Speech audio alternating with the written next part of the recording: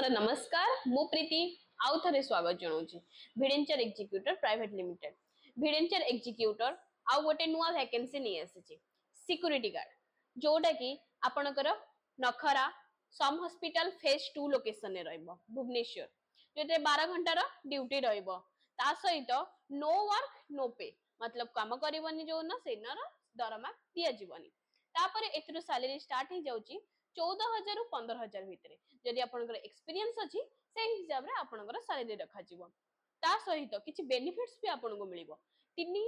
रु 5 दिन पर्यंत आपनको ट्रेनिंग दिया जीवो से ट्रेनिंग समय रे आपनकर रहिबा खाइबा पूरा फ्री किंतु ता परठु जते बळे आपनकर जॉइनिंग हबो कोनोसी भी जगह रे ता परठु आपनको रहिबा पई सिना फ्री मिलि जीवो हेले खाइबा पई आपनको 2,500 रु 3,000 पर्यंत दबागु पड़िबो जोटा कि आपनकर सैलरी रु डिडक्ट हे जीवो एथिरे कोनोसी पीएफ आ ईएसआई नाही